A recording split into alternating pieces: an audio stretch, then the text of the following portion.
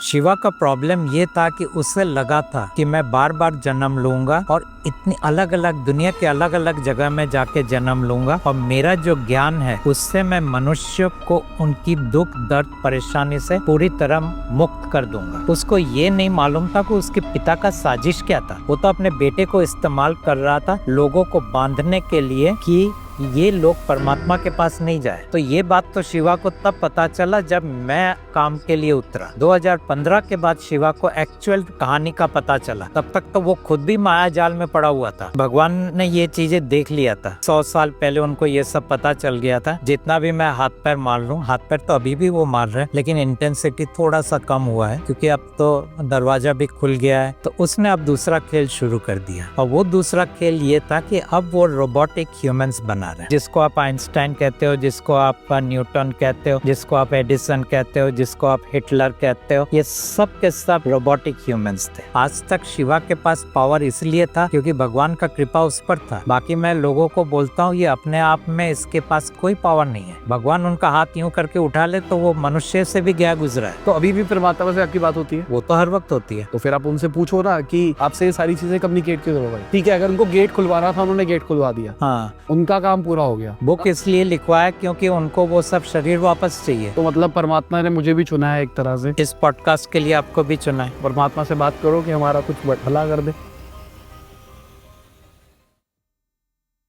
Hi guys, मेरा नाम है साहिल खन्ना और आज है हमारे साथ में प्रदीप जी। अभी रिसेंटली मैंने इनकी बुक पढ़ी और इसके अंदर इनकी क्लेम्स है कि ये गॉड है, ये भगवान है और जो गॉड आप सोच रहे हो ये वो नहीं है, ये उनसे भी ऊपर वाले गॉड है। तो आज जो वीडियो होने वाली है बहुत ही कंट्रोवर्शियल होने वाली है और पहले तो इनके थोड़े कॉन्सेप्ट्स को हम समझेंगे, ये क्या कह रहे हैं। हमने अभी रिसेंटली दूसरे चैनल के ऊपर एक पॉडकास्ट डाला है मेरी वाइफ ने इनके साथ में, जहां पर एक्सप्लेन किया गया है कि ये क्या कह रहे हैं। तो अभी मैंने इनकी बुक पढ़ ली है और बहुत सारे क्वेश्चंस मेरे दिमाग में है, मैं सारे इनसे पूछने वाला हूँ।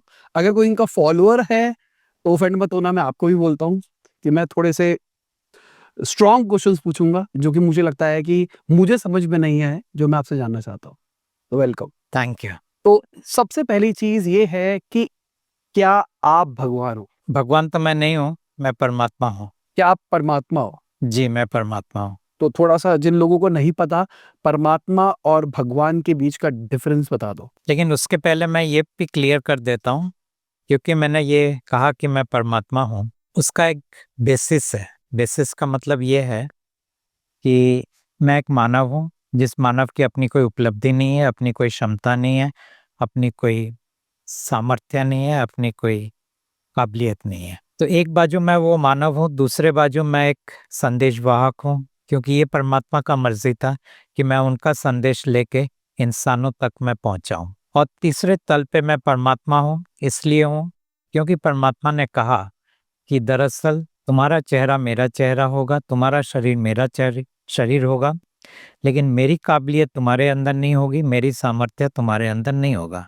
तुम कुछ लोगों को चमत्कार नहीं कर पाओगे, दिखा नहीं पाओगे। तो लोग यही कहेंगे कि अगर तुम्हारे अंदर कोई क्षमता नहीं है तो कैसे परमात्मा हो तुम। तो वहां लोगों को मैं इस बात को क्लियर कर देता हूं कि मैं परमात्मा सिर्फ चेहरे से हूं, परमात्मा सिर्फ शरीर से हूं। उसके आगे मैं परमात्मा की कोई भी क्वालिटीज या स्ट्रेंथ मेरे अंदर नहीं है। ठीक है, तो अभी थोड़ा सा डिफरेंस बता दो जिनको नहीं पता परमात्मा और भगवान के बीच में, क्योंकि ज्यादातर लोग इन दोनों को एक ही मानते हैं जिन्होंने बुक नहीं पढ़ी है और जिन्होंने वो पॉडकास्ट भी नहीं देखा है। परमात्मा और भगवान के अंदर ये अंतर है। पहला अंतर तो ये है कि एक पिता है, एक दूसरा पुत्र है। यानी परमात्मा पिता है, भगवान उनके पुत्र हैं। सो फादर एंड सन का रिलेशनशिप है दोनों के बीच में। ये रिलेशनशिप के अंदर कहीं पे दोनों का थोड़ा मनमुटाव हुआ था, कुछ ज्यादा ही हुआ था कह सकते हैं, जिसके कारण परमात्मा ने अपने बेटे को अपने घर से निकाल दिया, उनको 21 ब्रह्मांड दे दिए और कहा कि इस ब्रह्मांड में जाके तुम्हें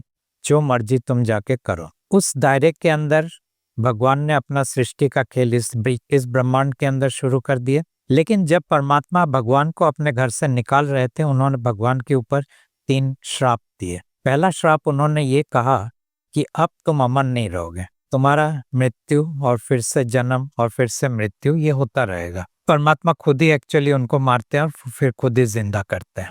दूसरा श्राप ये दिया उन्होंने, क्योंकि तुम इतने नकारात्मक हो, तुम्हें मैल खाना पड़ेगा। मैल का मतलब होता है, अंग्रेजी में हम कहते हैं ग्राइम, GRIME। तो ये मैल जो तुम्हें खाना पड़ेगा, किसका मैल? इंसान का मैल। मगर इंसान तो कोई था नहीं उस वक्त जब वो अपने बेटे को घर से बाहर निकाल रहे थे। तो परमात्मा ने इंसान को ऊर्जा के तल पे बनाया। बनाने के बाद उन्होंने भगवान को दे दिया और कहा इसके ऊपर शरीर, मन और व्यक्तित्व तुम बनाना। उसके बाद इसको इतना टॉर्चर करना कि उस टॉर्चर से जो मैल क्रिएट होगा वो तुम खाओगे। मैल का मतलब क्या है? जो हाथ की मैल वाले सीन है? हाथ का मैल तो फिजिकल मैल होता है, ये आप समझ लीजिए एनर्जेटिक या इथरिक मैल है। इथरिक मैल कहना बेहतर होगा, जिसको हम कहते हैं negative thoughts, feelings and emotions. ये एनर्जेटिक भी नहीं है, उससे भी सूक्ष्म है। तो हमारी जितनी नकारात्मक सोच है, विचार है, भावना है, एहसास, आई डोंट नो, इंग्लिश में मेरा क्लैरिटी है नेगेटिव थॉट्स, फीलिंग्स, इमोशंस, ठीक है, उसका जो भी हिंदी होता है। तो ये तुम्हें खाना पड़ेगा और ये इकट्ठा होता है हमारे इथरिक बॉडी के अंदर, जो हमारे मरने के बाद भगवान के पास जाता है, जो उनका खाना बनता है। ये उनका दूसरा श्राप था। तीसरा श्राप ये था कि तुम्हें मनुष्य की संख्या को वृद्धि करना पड़ेगा, आपको पॉपुलेशन का ग्रोथ करना पड़ेगा, क्योंकि परमात्मा को कुछ चीजें चाहिए था जो मनुष्यों के अंदर है और काफी मात्रा में चाहिए था, और इसलिए उन्होंने भगवान को मजबूर किया कि तुम्हें इनके पॉपुलेशन को बढ़ाना पड़ेगा। ठीक है, अब मैं आपको रोकता हूँ। पहली चीज क्या चाहिए थी? ऐसा क्या है जो चाहिए परमात्मा को? किससे? भगवान से? इंसानों से?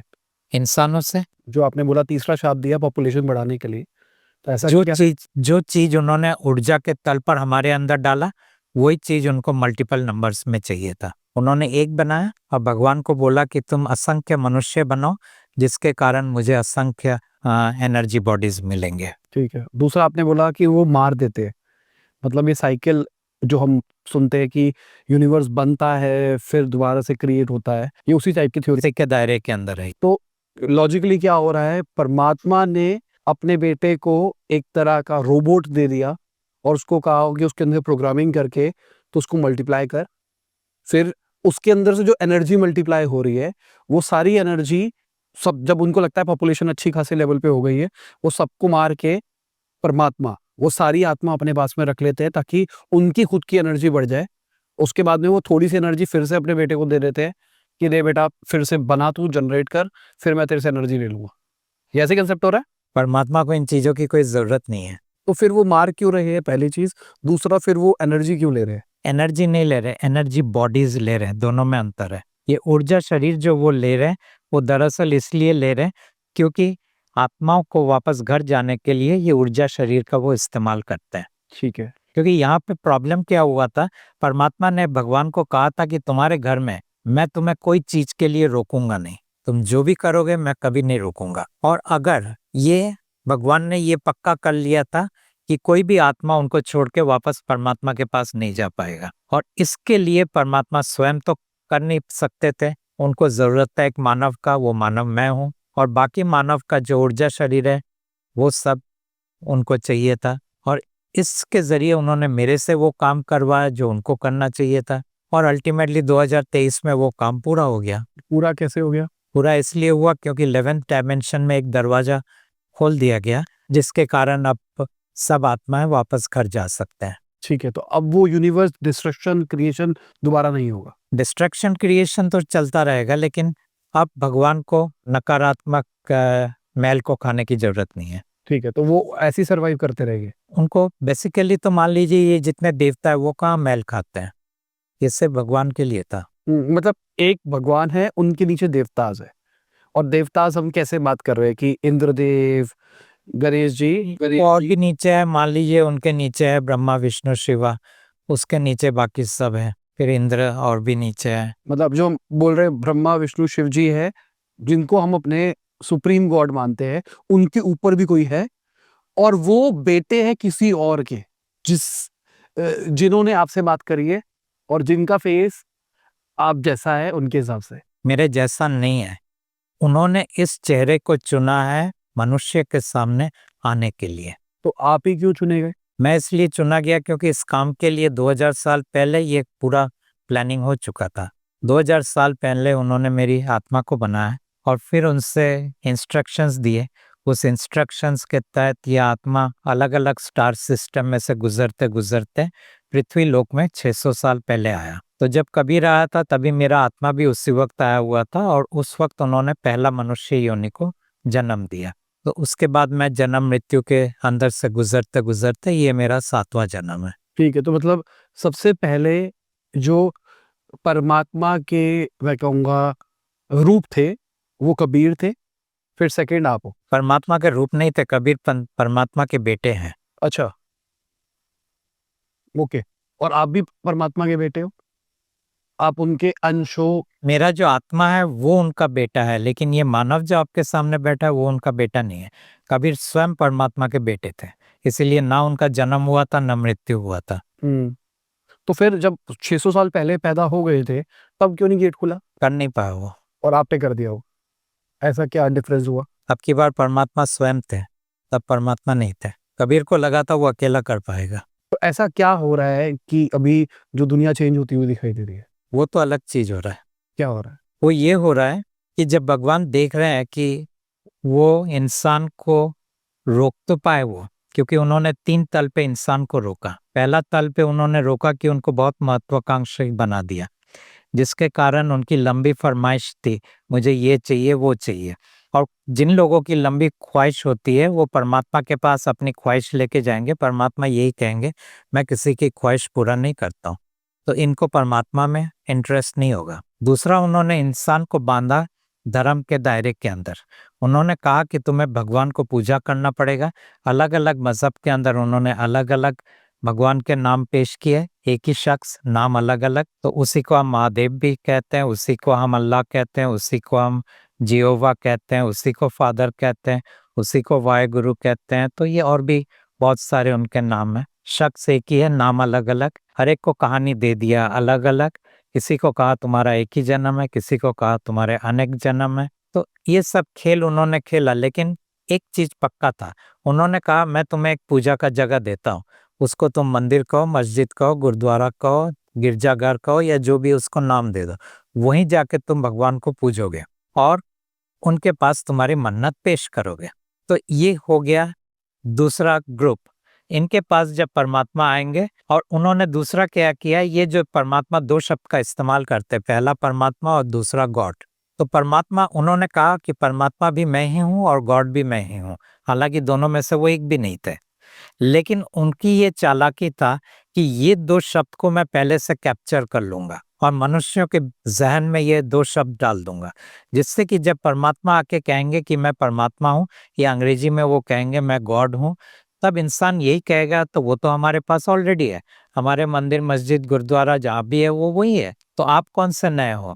तो इसीलिए कोई भी रिलीजियस इंसान परमात्मा के पास नहीं जाएगा। और तीसरा, उन्होंने बांधा इंसान को, उन्होंने कह दिया तुम्हारा भगवान तुम्हारे अंदर है, अब परमात्मा आएंगे तो वो तो बाहर है। तो ये शख्स कहेगा कि मेरा भगवान मेरे अंदर है, आप बाहर हो, तो आप भगवान नहीं हो सकते। तो आपको ये इंसान बचा ही नहीं, क्योंकि 3 तरह से उन्होंने इंसान को बांध दिया है। और ये बांधने के कारण कोई भी परमात्मा के पास नहीं जाएगा। लेकिन प्रॉब्लम यह हुआ कि वो ये नहीं जानता था कि वो कभी परमात्मा को रोक नहीं सकता है।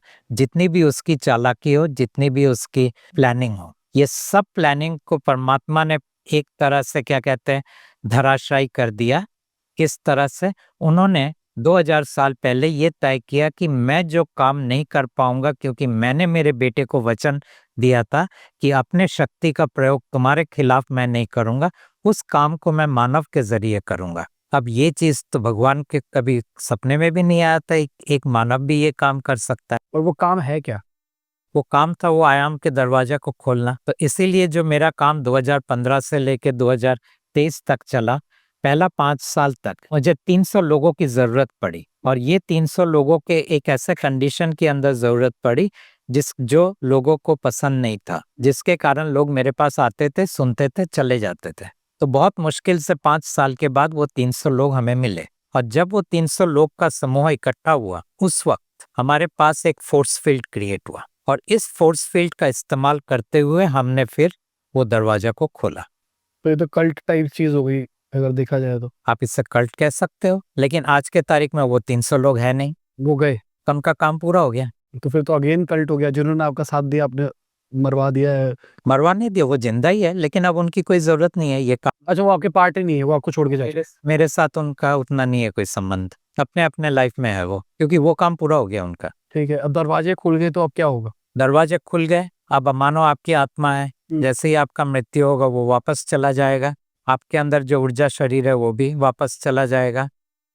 तो मतलब अभी दरवाजा खुलने के बाद में नए बच्चे पैदा नहीं होंगे, अब ये कह सकते हो कि जितनी भी आत्माएं हैं, अब जब भी वो मरेगी वो सीधा ही उस दरवाजे से जा रही है परमात्मा के पास में, सारी की सारी आत्माएं। तो फिर उनके जो बच्चे होंगे उनके अंदर आत्माएं कहाँ से आएगी? अब जो हो रहा है वो ये हो रहा है कि अब तक आत्मा सब इन मनुष्य को बनाते थे, वो बच्चे भी आत्मा के कारण होता था, उनके अंदर आत्मा सांस फूंकता था, उनके कहानी आत्मा लिखता था, और हर कहानी का बॉटम लाइन ये होता था, ये इंसान टॉर्चर होना चाहिए। टॉर्चर वर्ड इंसान के लिए बहुत इंपॉर्टेंट था, उसके बगैर भगवान का खाना नहीं बनेगा। तो हर इंसान टॉर्चर होता है, कोई फाइनेंशियली होता है, कोई फिजिकली होता है, कोई साइकोलॉजिकली होता है, कोई सर्कमस्टेंशियली होता है, कोई रिलेशनशिप में होता है, कोई लीगल इश्यूज के अंदर होता है। तो ये बहुत क्रिएटिव वे में इस टॉर्चरिंग को क्रिएट किया जाता है। तो सोल के ऊपर एक तरह से जो प्रोग्रामिंग हो रखी है वो किसने करी है? सोल के ऊपर प्रोग्रामिंग कुछ नहीं किया है, सोल के ऊपर दबाव है। कहानी तुम लिखोगे, उस कहानी में तुम चाहो तो उसे गरीब बनाओ या अमीर बनाओ, उसको शक्ति दो या शक्ति छीन लो, उसको हेल्दी बनाओ या सिक बनाओ, उसको एक्सीडेंट कराओ या ना कराओ, उसको सक्सेस दो या ना दो, ये तुम्हारी मर्जी, लेकिन हर अवस्था में खाना बनना चाहिए। तो सोल एक तरह से भगवान के लिए काम कर रही है कि लोगों की जर्नी डिसाइड करो, लेकिन वो खाना तड़पाओ बन- ताकि हमारा खाना बन पाए। बस इतना ही सोल का काम है। और परमात्मा क्या कर रहे हैं इसके अंदर? परमात्मा तो कहीं थे ही नहीं आज तक, तो वो अगर से ये सृष्टि शुरू हुआ कहीं पे परमात्मा नहीं। तो हम तो उनके एक तरह से पोते हो गए ना, अगर इस तरीके से देखोगे, उनके बेटे के हम एक तरह से बच्चे हैं। आप उनके बेटे के बच्चे नहीं हो, आप उनके बेटे के क्रिएशन हो। हाँ, तो क्रिएशन को हम बच्चा भी कह सकते हैं? ना, नहीं कह सकते। क्रिएशन अलग चीज होता है, बच्चा अलग चीज होता है। बच्चा तो तब होगा जब उसके शरीर का एक अंग आपके अंदर होगा, उनके शरीर का कुछ नहीं है आपके अंदर। तो जैसे मैंने आपकी बुक पढ़ी थी उसके अंदर ये भी था कि भगवान ने हमारे अंदर कोई एक एनर्जी डाल दी है जिसकी वजह से हम वापसी जा सकते हैं। तो वो जो एनर्जी डाली है वो कहीं ना कहीं लेकिन डीएनए ट्रांसफर हुआ एक तरह से। कुछ भी ट्रांसफर नहीं हुआ है, क्योंकि वो उन्होंने अपने शरीर में से नहीं दिया था, आत्मा को उन्होंने अपने शरीर से बनाया था, इसीलिए वो उनके बच्चे। लेकिन ये ऊर्जा शरीर जो हमारे अंदर उन्होंने दिया, ये उनके शरीर से नहीं आया था, इसीलिए हम उनके बच्चे नहीं है। तो उनको कोई फर्क नहीं पड़ता हमारे साथ कुछ भी हो? कुछ भी फर्क नहीं पड़ता है। उन्होंने इंसान को बनाया ही है कि तुम्हें टॉर्चर्स के अंदर से गुजरना पड़ेगा। और परमात्मा परमात्मा दोनों के दोनों एक तरह से आपके हिसाब से तो परमात्मा भी, मतलब जितना मैं समझ पाया, परमात्मा भी नेगेटिव है और भगवान भी नेगेटिव है। आप नेगेटिव शब्द का इस्तेमाल कर सकते हो, लेकिन जो आप इशारा कर रहे हो वो इशारा सही है। दोनों के दोनों चाहते ही हमारा बुरा हो। इंसान के लिए न परमात्मा उनका शुभार्थी है और न भगवान उनका शुभार्थी है। तो वे आउट क्या है? कुछ भी नहीं है, बस अब जीते रहो। अब ये जो हमने बात समझी है, मान लो अब दो टाइप की ऑडियंस है, एक जो नहीं मान रही, जो आप कह रहे हो वो कह रहे हैं ठीक है नेटफ्लिक्स की एक वेब सीरीज बन सकती है इसके ऊपर। मतलब जब मैंने आपकी बुक पढ़नी शुरू करी थी, मैं सीरियसली कहूंगा कि मैंने स्टार्टिंग के पहले 2 चैप्टर पढ़े, पहले मैंने पढ़े फिर मेरी वाइफ ने पढ़ना शुरू किया, तो पहले मैंने 2 चैप्टर पढ़े, मैंने कहा पढ़ के देख, बहुत बढ़िया वेब सीरीज बन सकती है उसके ऊपर। तो मुझे तो पर्सनली वैसी वाली वाइब्स आ रही थी कि कुछ भी चल रहा है। तो एक साइड ऑफ ऑडियंस होगी जो कि कहेगी कि कुछ भी चल रहा है, और जो बिलीव भी करेगी। उन दोनों को फर्क क्या पड़ेगा इससे? कुछ भी नहीं। तो फिर फायदा क्या है? हम लोगों को बता रहे हैं ये बात, या फिर आप कह रहे हो कि बुक लो, ये करो, वो करो, फायदा क्या हुआ है सारी चीज का? कुछ भी नहीं है फायदा। फिर करना क्यों है? क्योंकि अभी देखिए, आपके यहाँ आने के पहले एक पॉडकास्टर के पास जहाँ मैं बैठा हुआ था, बेचारा फायदा क्या फायदा क्या करते करते तो पूरा डिप्रेसिव हो गया, और मैं हर वक्त बोलता कि कोई फायदा नहीं है, नहीं कुछ तो होगा, नहीं कोई फायदा नहीं है, फिर क्यों ये आप कर रहे हो? मैंने बोला बस कर रहा हूँ, लेकिन कोई फायदा नहीं है, ये जो मैं कर रहा हूँ वो परमात्मा के लिए कर रहा हूँ, इंसान के लिए नहीं कर रहा हूँ। तो अभी भी परमात्मा से आपकी बात होती है? वो तो हर वक्त होती है। तो फिर आप उनसे पूछो ना कि ऐसा आपसे बुक क्यों लिखवाई, आपसे ये सारी चीजें कम्युनिकेट क्यों करवाई?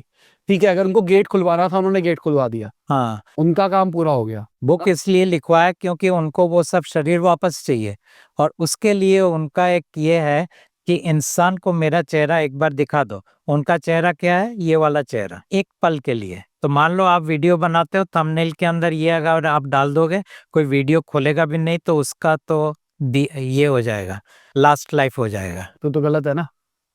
मतलब मैं तो पर्सनली बहुत मेटेरियलिस्टिक हूँ, मतलब मैं उस कैटेगरी ऑफ इंसानों में से आता हूँ जो चाहता है कि जन्म तो होते रहने चाहिए, मजा आ रहा है, आराम से जिंदगी जी रहे, क्या प्रॉब्लम है। अब आपका ये आखिरी जन्म है, जितना मर्जी आप जी लो, इसके आगे कुछ नहीं है। तो फिर इस मतलब सीधी सी बात यह है कि अगर अब आत्माएं खत्म हो जाएगी, मतलब मैं अगर इस कंसेप्ट को समझने की कोशिश करूं, 100 साल के बाद, 150 साल के बाद जितनी करंट आत्मा नहीं हो जाएगी, चले जाएंगे।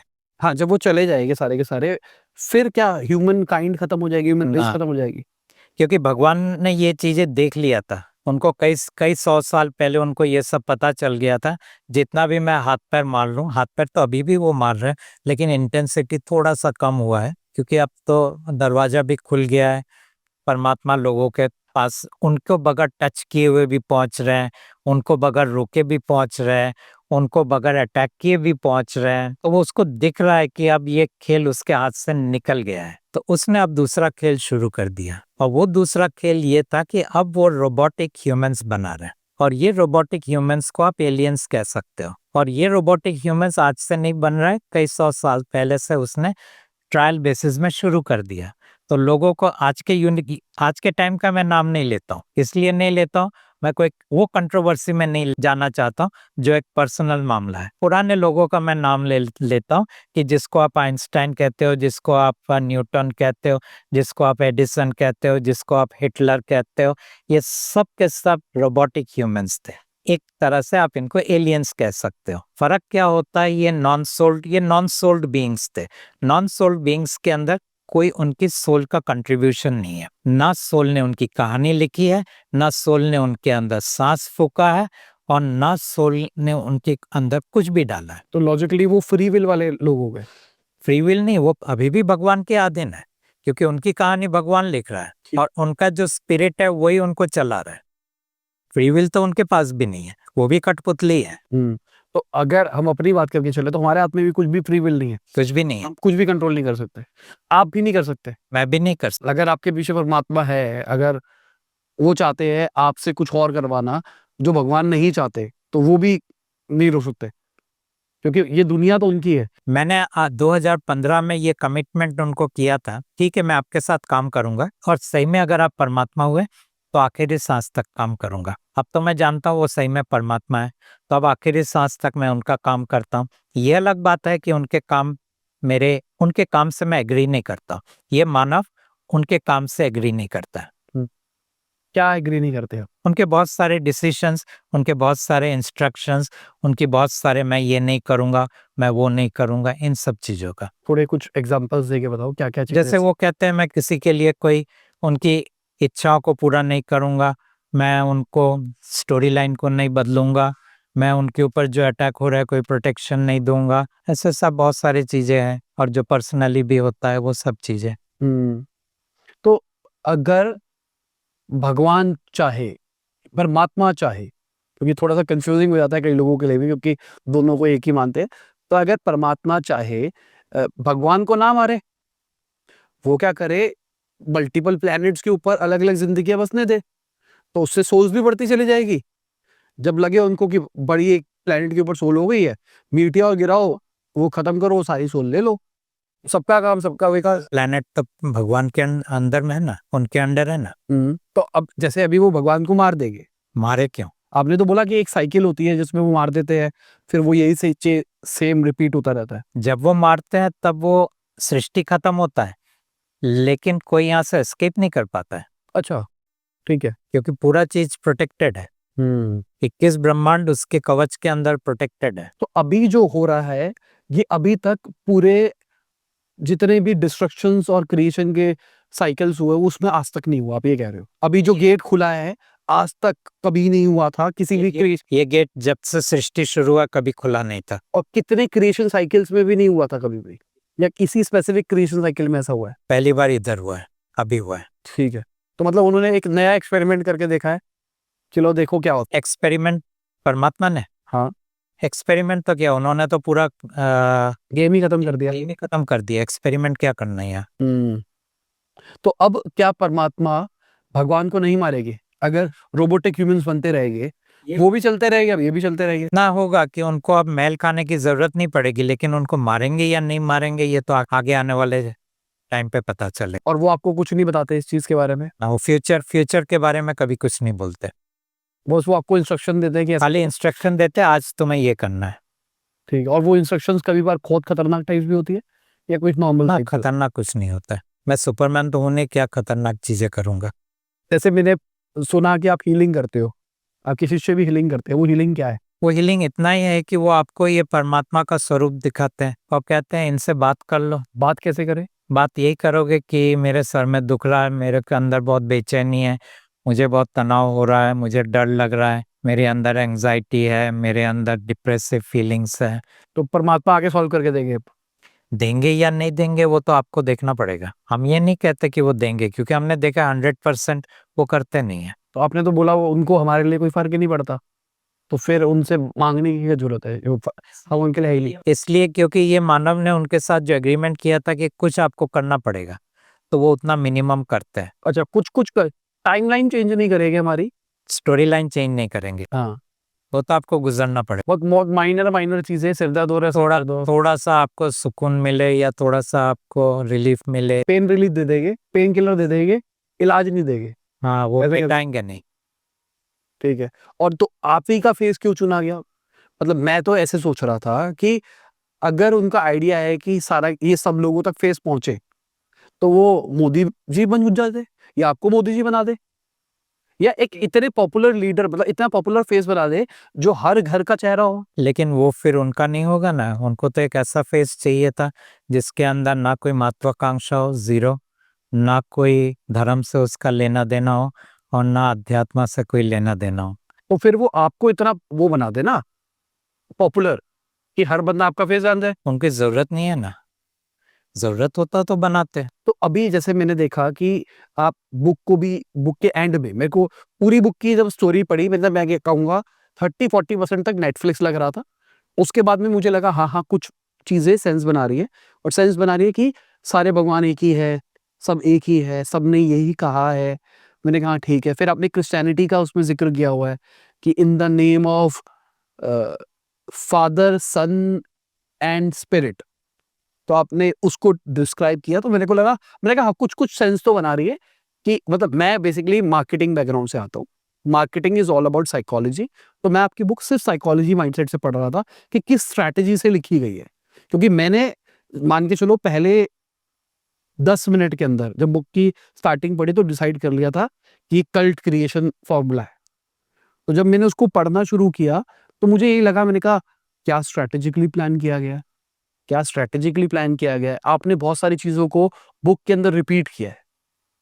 क्या मैंने आपसे आते वक्त भी पूछा कि आपने पूरी बुक लिखी है या किसी और से आपने रीराइट कराई? आपने कहा, पूरा मेरा था। तो इससे ये क्लियर होता है कि वो बार बार सेंटेंसेस जो रिपीट हो रहे हैं वो स्ट्रैटेजिकली भी रिपीट हो सकते हैं। मेरे को एक चीज आती है साइकोलॉजी में, हम कहते हैं रीइंफोर्समेंट। रीइंफोर्समेंट का मतलब क्या हुआ? अगर मैं अपने बच्चे को बचपन में बोलूंगा वो चल रहा है, सही से चला कर, तेरे को कुछ नहीं आता। वो थोड़ा बड़ा हुआ, तेरे को ये नहीं आता, तेरे को ये नहीं आता। अगर मैं उसके दिमाग में हमेशा बोल दूंगा तेरे बस की कुछ नहीं है, तेरे बस की कुछ नहीं है, तो वो थॉट उसके दिमाग में रीइंफोर्स हो जाएगा और उसको लगेगा यही सच है। तो जब मैंने ये बुक भी पढ़ रहा था, इसके अंदर बहुत सारी चीजें रिपीट हो रही थी, रीइंफोर्स करा जा रहा था। उसके बाद जो भी लॉजिकल आर्गुमेंट्स आ रहे थे उसको कैंसिल करने के लिए थॉट्स दे रखे थे कि आपको लगता है कि अगर मैं परमात्मा हूं तो मैं तो जादू कर ही नहीं सकता। तो आपने उस पूरे डिस्कशन को नलीफाई कर दिया कि परमात्मा शक्तिशाली है, तो मैं तो प्रूफ कर ही नहीं सकता इस बात को। दूसरी साइड पे एक जगह पे शायद और भी आती है ऐसी चीजें कि भगवान ने 3 टाइप के लोग बनाए हैं। एक टाइप के लोग हैं जो कि एकदम नास्तिक है, जो भगवान को बिल्कुल नहीं मानते हैं। जो नहीं मानते हैं वो तो वैसे भी नहीं मानेंगे दोनों साइड को ही, उनके लिए मैटर ही नहीं करता।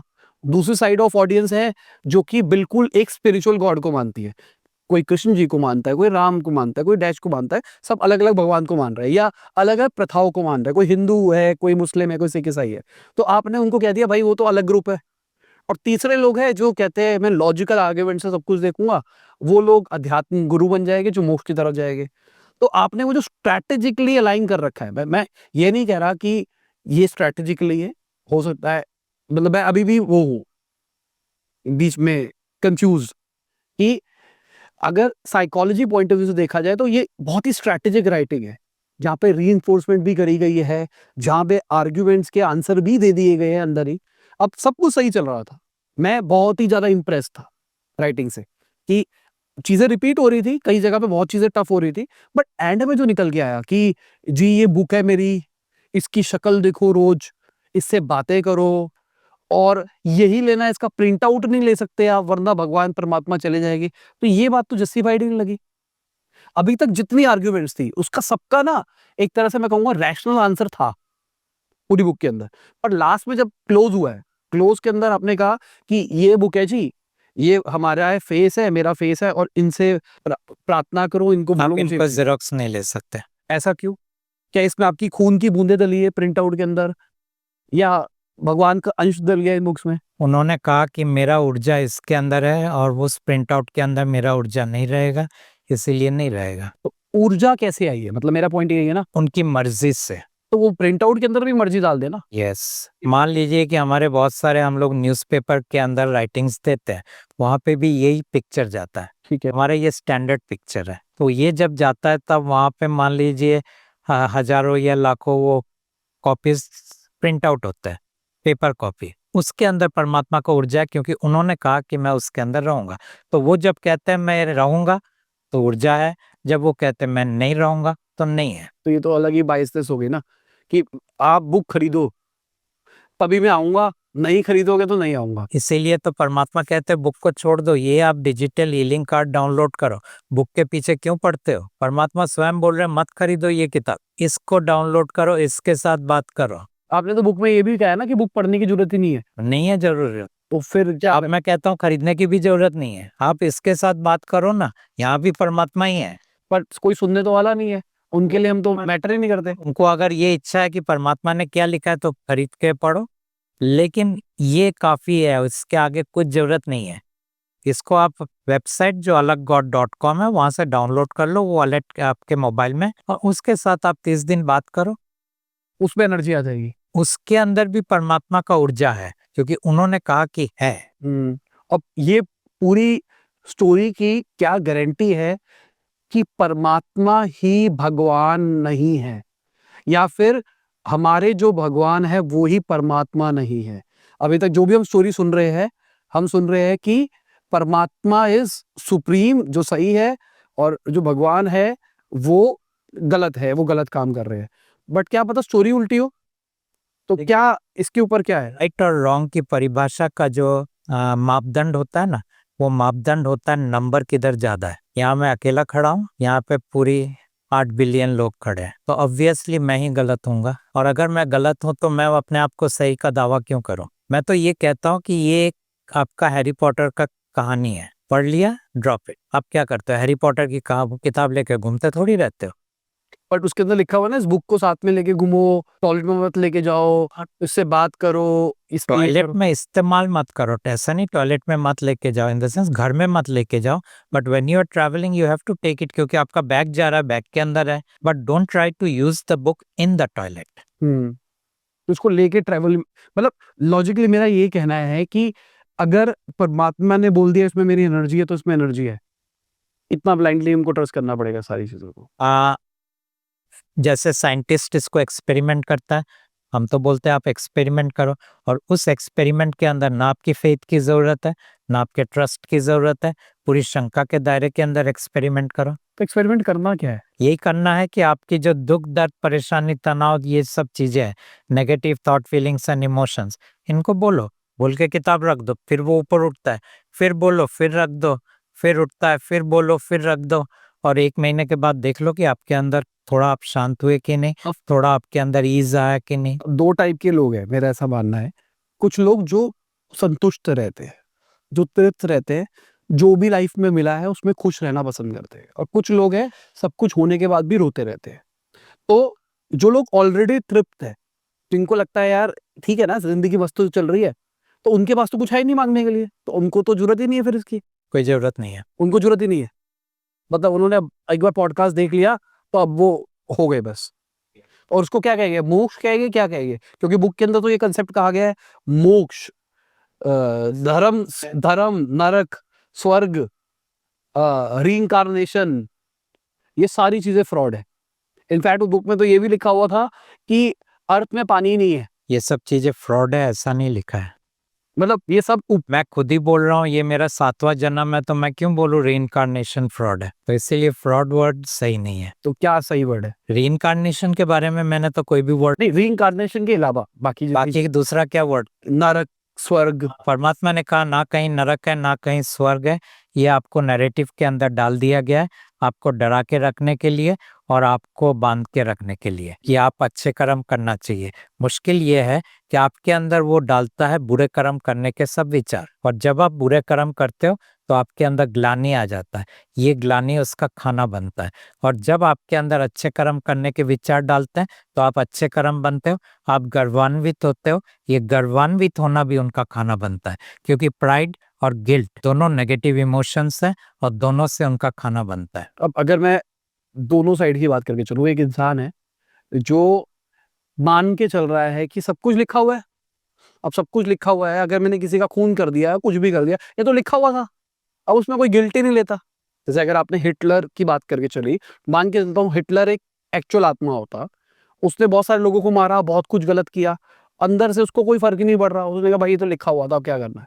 ना उसकी वजह से उसको गिल्ट हुआ ना कुछ हुआ, तो क्या वो सोर्स ऑफ एनर्जी नहीं बनेगा? उसको इस्तेमाल किया भगवान ने, कितना उन्होंने डर ले गए। हाँ, नहीं, मैं मान के चलता हूँ कि एक बहुत ही नेगेटिव इंसान। लेकिन पहली बात तो यह है कि हिटलर ने ये सब सुना नहीं था, लेकिन आज के तारीख में मान लो किसी ने ये सुना, हाँ, ठीक है, सुनने के बाद वो ये तय करता है अब तो मैं अपनी मनमर्जी कर सकता हूँ क्योंकि मेरी कहानी में है, तो परमात्मा कहता है करो, और फिर भुगतो, यानी किसी को मारते हो तो बाद में जेल में जाके बैठे रहो, बात खत्म हो गई।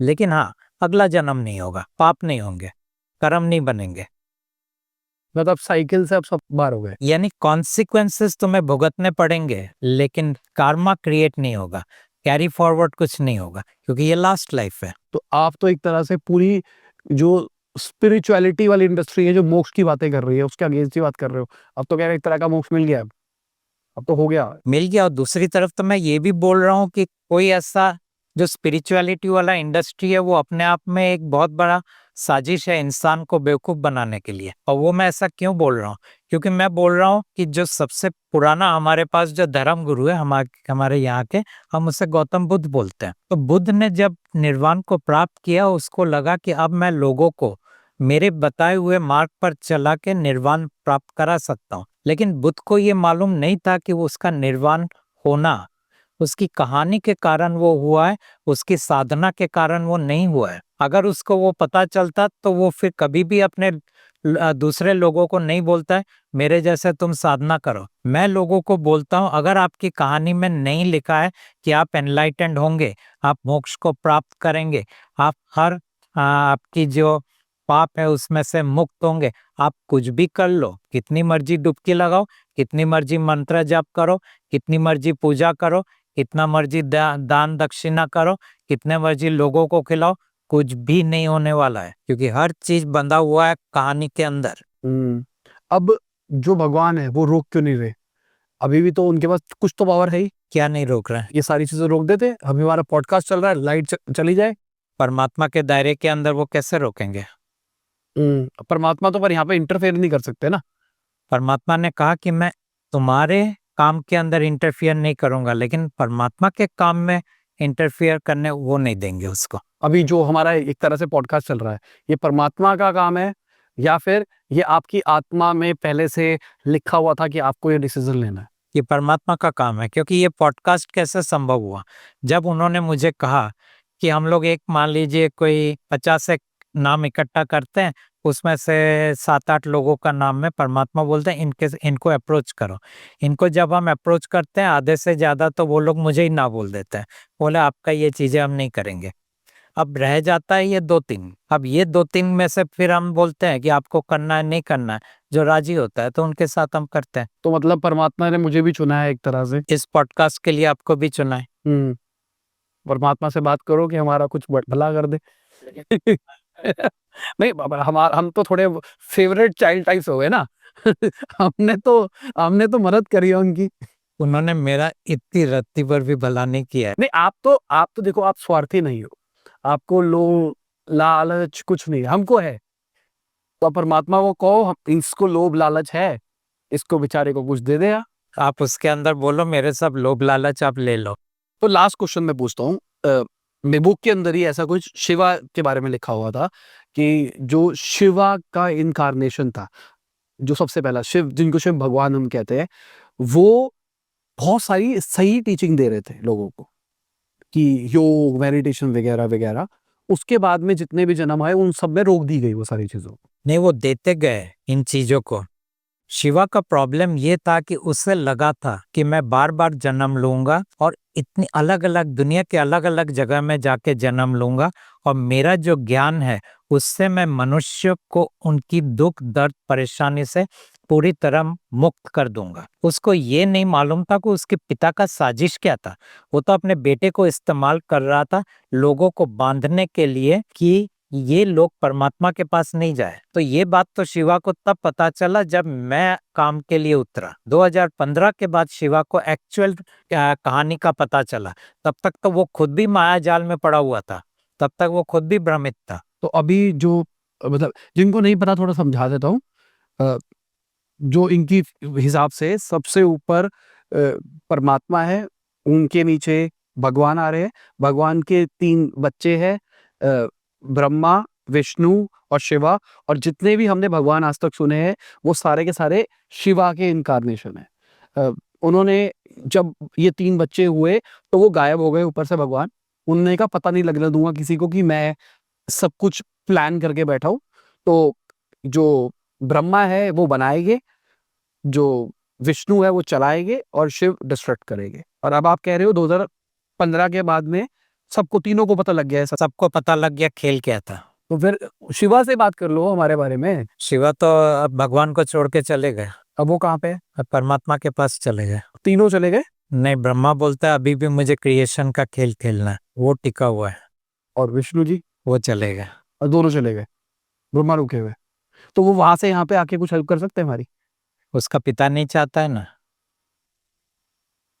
हर कोई तो अपने पिता के अधीन है। नहीं, वो तो नहीं है। भगवान तो नहीं मानते परमात्मा की बात। नहीं नहीं, भगवान नहीं चाहते हैं कि कोई आके, यानी ब्रह्मा आके कोई इंसान की मदद करे। भगवान तो आज भी जैसे देखो, ये अगर देखा जाए तो रेबल्स की फैमिली है। सबसे पहले परमात्मा है, उनके एक रेबल किड है भगवान। फिर अब 2 रेबल और किड हो गए हैं, जो कि शिव जी है और विष्णु जी है। मतलब मैं किसी को ऑफेंड नहीं कर रहा हूँ, मैं थोड़ा कंसेप्ट बता रहा हूँ जो ये बोल रहे हैं, ठीक है। तो ये जो रेबल किड्स है, अब ये तो बात ना सुने अपने पापा की, सबकी मदद कर दे, आपकी और हेल्प कर दे, जिससे नहीं आपका जो करेंगे और क्योंकि उनके पास पावर नहीं है ना। अच्छा, मेरे पास जो थोड़ा बहुत पावर आता है उनकी परमात्मा की कृपा से आता है। आज तक शिवा के पास पावर इसलिए था क्योंकि भगवान का कृपा उस पर था। बाकी मैं लोगों को बोलता हूँ ये अपने आप में इसके पास कोई पावर नहीं है। भगवान उनका हाथ यूं करके उठा ले तो वो मनुष्य से भी गया गुजरा है। ठीक है। तो मतलब अभी भी सबके, जो भी इस यूनिवर्स में है, अगर किसी के पास पावर है तो वो भगवान के कारण है और किसी के कारण नहीं है। ठीक है। तो सबसे पहले थैंक यू एक नया प्रोस्पेक्टिव देने के लिए। ओके। ऑफेंड मत होना कोई भी। मैं पहले ही क्लियर कर देता हूँ, जो इनके फॉलोअर्स है वो भी मत होना, और जो किसी भगवान के फॉलोअर्स है वो भी मत होना। थोड़ा सा एक ओपन कॉन्वर्सेशन करिए। जो ये कहना चाहते थे इनकी बात को भी समझने की कोशिश करिए। जो मेरे पास क्रॉस क्वेश्चन आ रहे थे वो भी मैंने इनकी बात पे क्रॉस किया है। मैं मानता हूँ नहीं मानता, दैट इज सब्जेक्टिव। आपको क्या लगता है वो आप खुद डिसाइड करो। मैं किसी को अ, मैं गलत वर्ड यूज करने वाला था कि मैं किसी की किस्मत लिखना नहीं चाहता। आप स्टोरी अपनी खुद लिख सकते हो। इस वाले केस के अंदर मैं आपकी स्टोरी में हिंटर नहीं करना चाहता। ये आपके व्यूअर्स अपने कंक्लूजन्स खुद ले सकते। आप कमेंट सेक्शन के अंदर अपने ओपिनियंस भी डाल सकते हो, हम सब ओपन रहेंगे, कोई नेगेटिव नहीं जाएगा। पॉजिटिव जाएगा सबके साथ। इतना मैं कह देता हूँ कि जब ये लोग ओपिनियन डालेंगे, दो तरह के ओपिनियन होता है। एक तो होता है कि हम एग्री करते हैं, दूसरा होता है हम डिसएग्री करते हैं। लेकिन डिसएग्री करते हैं उसके अंदर मैं मान सकता हूँ कि कई लोगों के अंदर इतना गुस्सा आ जाता है कि उनका गुस्सा, वो जैसे वो बोलते हैं कि किसी ने आके बुद्ध के ऊपर थूक दिया तो बुद्ध ने कुछ बोला नहीं। बाद में जब वो माफी मांगने गया तो बुद्ध ने बोला कि माफी मांगने की जरूरत नहीं था, तुम्हारे पास वही एक रास्ता था मुझे बोलने के लिए कि तुम मेरे से गुस्से हो, तो वो तुमने बोला और मैंने सुना। तो कई लोग फिर उस स्टेज तक आ जाते हैं कि गुस्सा इतना आ जाता है कि उनके शब्दों के अंदर शालीनता निकल जाता है। और फिर परमात्मा कहते हैं कि आप गुस्से से मेरे तरफ देखते हो या स्वीकार की भावना से मेरे तरफ देखते हो, वो एक पल में तो मैं अपना काम मैंने कंप्लीट कर दिया, अब तुम्हारा ये लास्ट लाइफ है। और फिर परमात्मा बोलते बाकी के जो जिंदगी रह गए हैं थोड़ा सा एंजॉय करो। और एंजॉय करने का मतलब ये होता है कि थोड़ा कम सीरियस हो जाओ, दूसरों को कम तकलीफ दो, दूसरों को कम कंट्रोल करो, दूसरों के जिंदगी को अननेसेसरी कॉम्प्लिकेटेड मत करो, दूसरों को दबाने की कोशिश मत करो, ज्यादा छीनातानी मत करो। किसी तरह ये जिंदगी को हंसते खेलते गाते कंप्लीट कर लो। फाइनली मैं आपसे एक चीज का प्रॉमिस लेना चाहूंगा, मैं कहूंगा ऑन कैमरा, कि आप फ्यूचर के अंदर अपने आश्रम नहीं खोलोगे।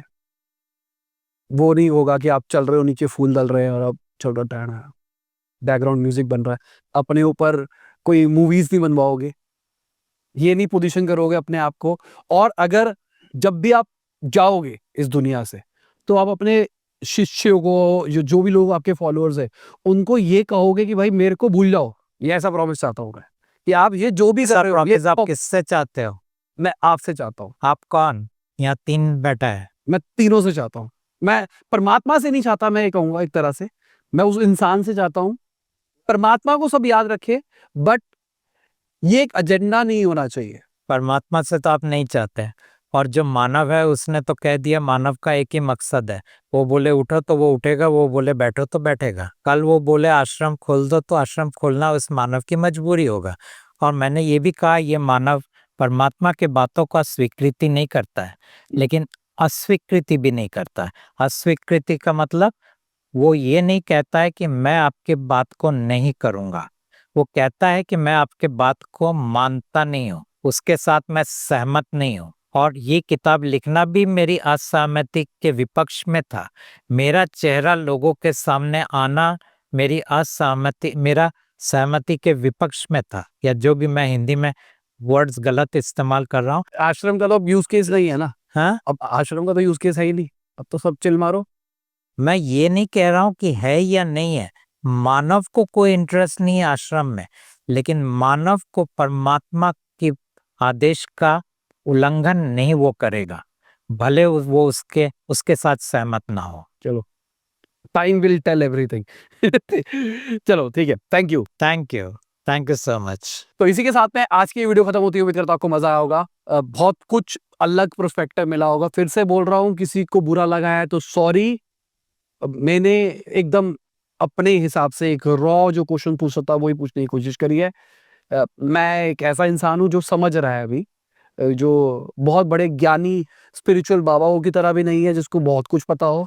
मेरे पास तो बस बुक आई और अभी रैशनली मैंने सोचा कि क्या हो सकता है, क्या मैं इस बात को मानूं या ना मानूं, मैंने वो क्वेश्चंस पूछे हैं इनसे।